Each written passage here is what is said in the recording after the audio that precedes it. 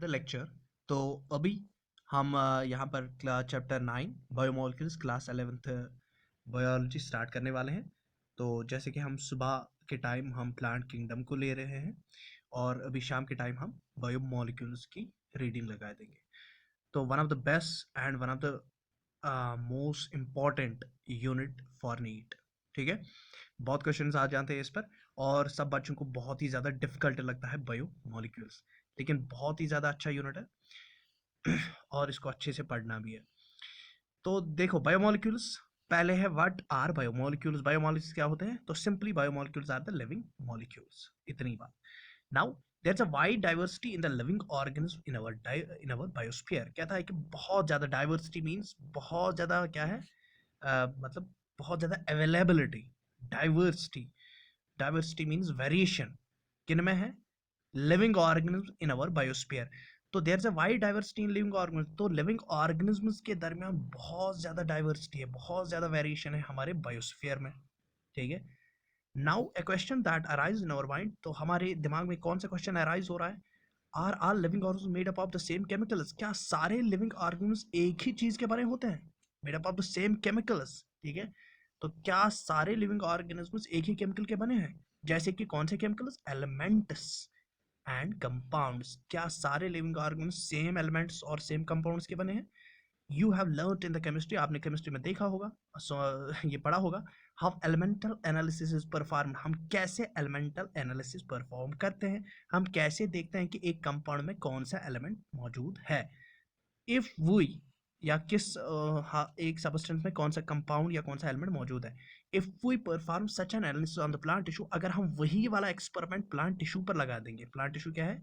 या animal tissue, ये एक लिविंग टिश्यू है। तो अगर हम वही एलिमेंटल एनालिसिस एक प्लांट टिश्यू या एनिमल टिश्यू पर करेंगे या एक माइक्रोबल पेस्ट पर करेंगे, ठीक है, माइक्रोबल पेस्ट मीन्स उसमें बहुत सारे माइक्रोब्स होंगे, ठीक है, we obtain a list of elements. तो हमें वहां पर देखने को मिलेगा बहुत सारे एलिमेंट्स हमें देखने को मिलेंगे वहां पर, जैसे कि carbon, hydrogen, oxygen and several others. तो हमें देखने को मिलेगा कार्बन, हाइड्रोजन, ऑक्सीजन और बहुत सारे। दैट मीन्स ये तीन क्या है? ये तीन ज्यादा अबंडेंट होते हैं, कार्बन, हाइड्रोजन एंड ऑक्सीजन। ठीक है, और बहुत सारे इसके अलावा भी बहुत सारे मिलेंगे। And their respective content per unit mass of the living tissue, और इनका content per unit mass of the living tissue के per unit mass of the living tissue में कार्बन का कितना अमाउंट है, हाइड्रोजन का कितना अमाउंट है, ऑक्सीजन का कितना अमाउंट है। If the same analysis perform on a piece of earth's crust, अगर वही एक्सपेरिमेंट, यही एलिमेंटल एनालिसिस हम करेंगे किस पर? अर्थ's क्रस्ट पर, दैट मींस सॉइल पर। तो example of a non living matter, तो अर्थ's क्रस्ट क्या है? एक नॉन लिविंग मैटर है। सॉइल क्या है? एक नॉन लिविंग मैटर है। तो we obtain a similar list, वहां पर भी हमें यही मिलेंगे, कार्बन, हाइड्रोजन, ऑक्सीजन। तो दैट मीन्स एक चीज से हमें ये पता चल गया कि जो लिविंग या सारे जो क्या है, सारे जो लिविंग ऑर्गेनिज्म उनमें तो सेम केमिकल कंपोजिशन हो रही है।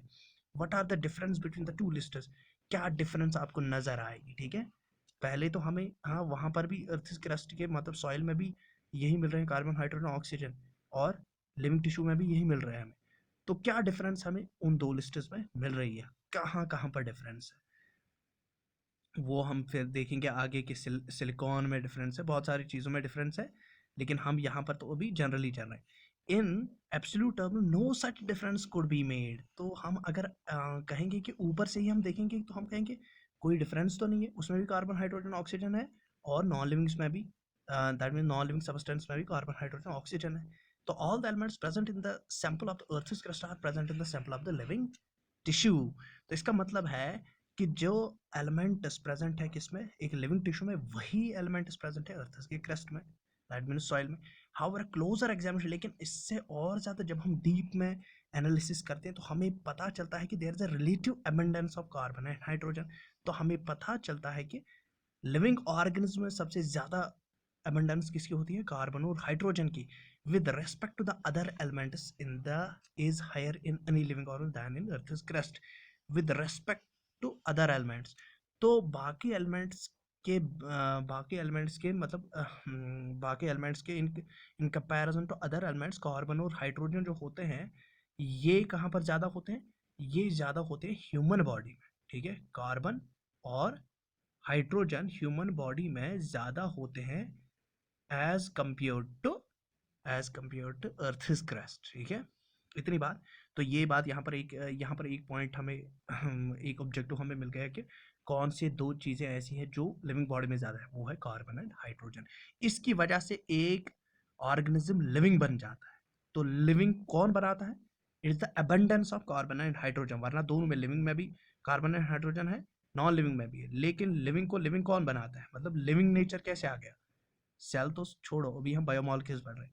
तो living nature basically carbon and hydrogen की वजह से आ रहा है, abundance of carbon and hydrogen in the living organism. How to analyse the chemical composition. अब हम देखेंगे कि केमिकल कंपोजिशन कैसे हम एनालाइज कर सकते हैं। we can continue asking in the same way what type of organic compounds are found in the living organism। तो इसी तरीके से हम जानना चाहेंगे कि कौन से ऑर्गेनिक कंपाउंड्स प्रेजेंट होते हैं किसमें, लिविंग ऑर्गेनिज्म में। अब ये ऑर्गेनिक कंपाउंड कौन होता है? ऑर्गेनिक कंपाउंड्स वो होते हैं जिसमें कार्बन और हाइड्रोजन होता है, ठीक है। हाउ डज, और ये किस में पाए जाते हैं? लिविंग ऑर्गेनिज्म में पाए जाते हैं। How does one go about finding the answer. तो हमें कैसे पता चलेगा, एक इंसान कैसे ढूंढ पाएगा इसका आंसर कि कौन से ऑर्गेनिक कंपाउंड्स पाए जाते हैं लिविंग ऑर्गेनिज्म में। तो इसको, टू गेट द आंसर, तो इसका आंसर ढूंढने के लिए one has to perform chemical analysis. तो हम क्या परफॉर्म करने वाले हैं? Chemical analysis. We can take any living tissue. तो हम एक लिविंग टिश्यू उठाएंगे। कौन सा लिविंग टिश्यू? चाहे आप वेजिटेबल उठा लो या कोई पीस ऑफ लिवर उठा लो, ठीक है। तो लिवर का थोड़ा सा टुकड़ा उठा लेंगे या क्या कोई वेजिटेबल उठा लेंगे, दोनों क्या है? लिविंग लिविंग टिश्यूज है। तो और उनको हम क्या करेंगे? उनको हम ग्रिंड करेंगे। और किस में ग्रिंड करेंगे उनको? मतलब उनकी चटनी बनाएंगे, ग्रिंड करेंगे। तो उसके बाद किस में ग्रिंड करेंगे उनको? ट्राइक्लोरो एसिटिक एसिड, Cl3COH, बड़ा इंपॉर्टेंट है। तो ट्राइक्लोरिक एसिटिक एसिड में हम उसको ग्रिंड करेंगे using A mortar and pastel.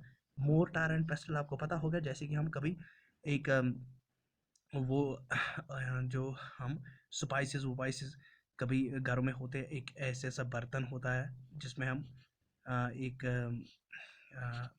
वो होता है, मतलब उसमें हम क्या, उसमें हम जिसमें हम चटनी वटनी बनाते हैं, उसको हम मोर्टार एंड पेस्टल कहते हैं। We obtain a thick slurry. तो वहां पर हमें एक चटनी सी मिलेगी। थिक सेलरी मीन्स एक मोटी सी चटनी। If we were to strain through this cheese cloth और cotton, we obtain two fractions. तो उसके बाद हम क्या करेंगे? इस चटनी को हम किससे फिल्टर करेंगे? मतलब इस चटनी को हम किसके, मतलब इस डालेंगे, इसको हम चीज क्लॉथ पर डालेंगे या कॉटन क्लॉथ पर डालेंगे और नीचे एक बीकर रखेंगे, ठीक है, नीचे बीकर रखेंगे। तो दैट मीन्स सिंपली हम फिल्ट्रेशन इसकी करेंगे, किसकी? स्लरी की। तो जब स्लरी हमने एक कॉटन क्लॉथ पर डाली तो वो, वहां पर हमें क्या मिला? हमें दो चीजें मिल गई। एक चीज वो, फ्रैक्शन मीन दो चीजें मिल गई। एक चीज वो जो फिल्टर होके कहाँ चली गई?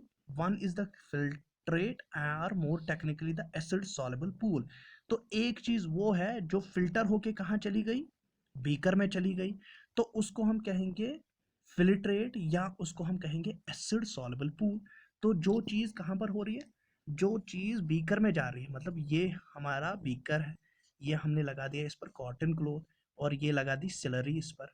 तो जब हम सिलरी को डालते हैं इस पर, तो सिलरी से कुछ इस फिल्टर कॉटन पेपर को, कॉटन क्लॉथ को पास करके कुछ चीज़ें कहाँ आएंगी? इस बीकर में आएंगी। तो जो चीज़ें बीकर में आएंगी, इस वाले फ्रैक्शन को हम क्या कहते हैं? Acid soluble pool. तो ये बन गया हमारा हमारा एसिड सॉल्युबल पूल।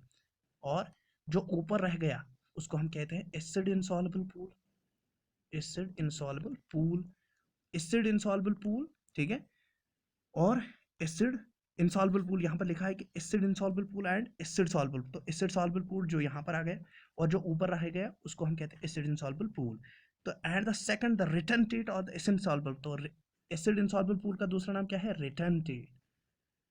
रिटेंटेट, ठीक है। तो एसिड इनसॉल्युबल पूल को हम क्या बोल रहे हैं? रिटेंटेट।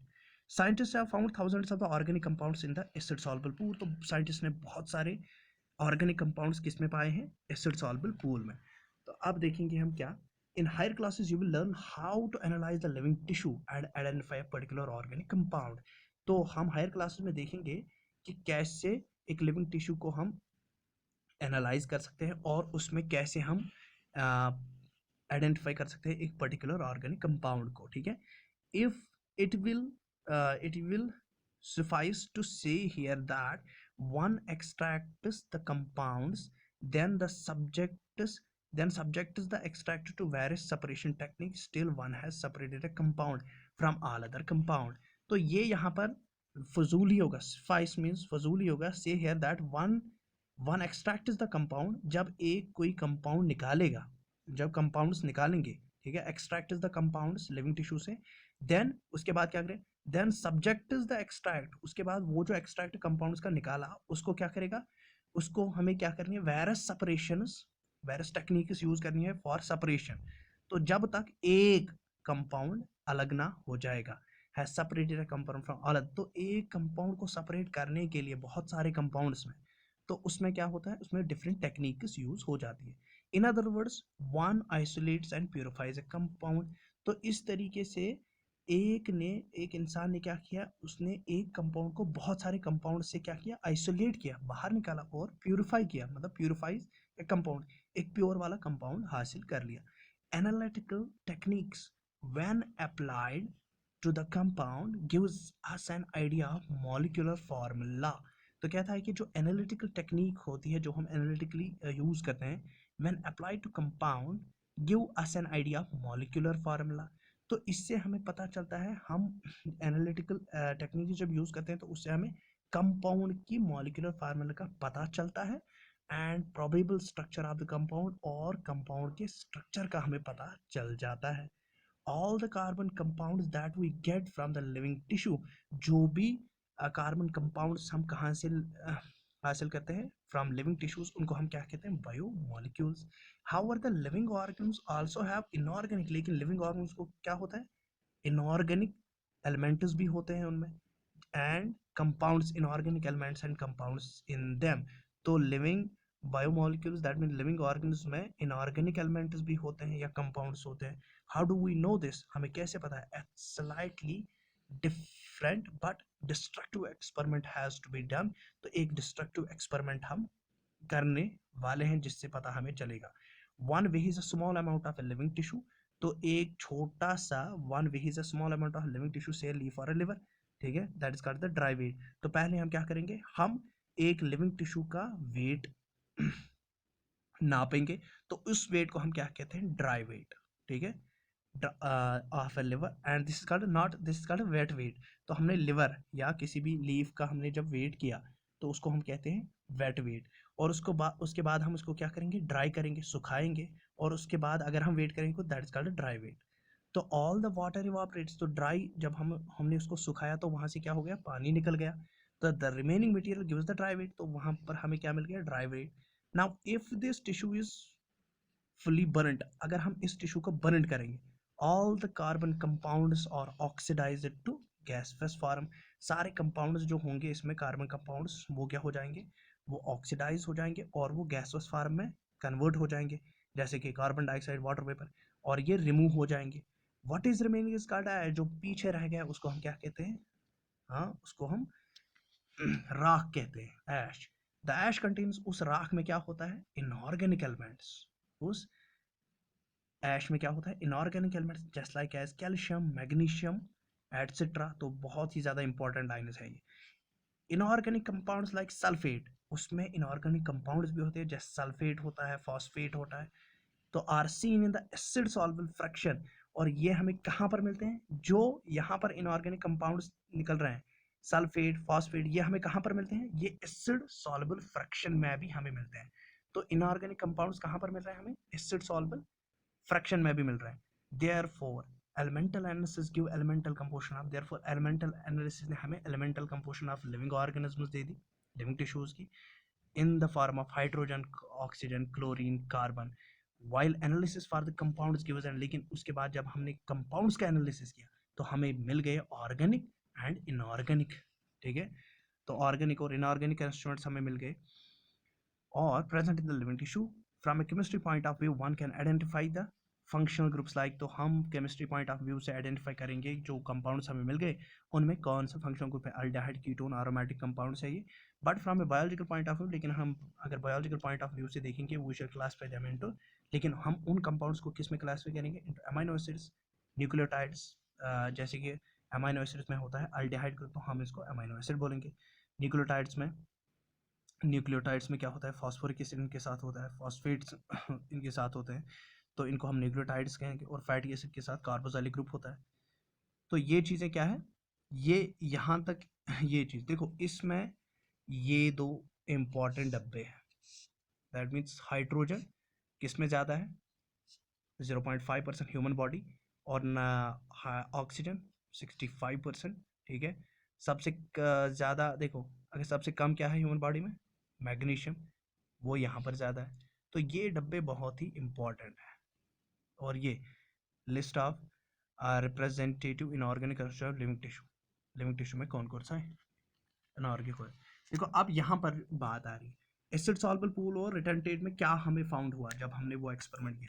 तो हमें ऑल द ऑर्गेनिक कंपाउंड्स जो जैसे कि हमें एसिड सॉल्युबल पूल पे क्या मिल गया, हमें मिल गए अमाइनो एसिड्स, हमें मिल गया शुगर्स, हमें मिल गए अमाइनो एसिड शुगर्स, हमें न्यूक्लियोटाइड्स मिल गई। मतलब माइक्रो न्यूट्रिएंट्स जो एसिड सॉल्युबल पूल में थे वो माइक्रो न्यूट्रिएंट्स कहलाने लगे। वो नॉट माइक्रो न्यूट्रिएंट्स, हम उनको माइक्रो बायोमोलिक्यूल्स कहते हैं, माइक्रो बायोमोलिक्यूल्स। और जो एसिड इनसॉल्युबल पूल में रह गए वो हो गए मैक्रो बायोमोलिक्यूल्स, मैक्रो बायोमोलिक्यूल्स।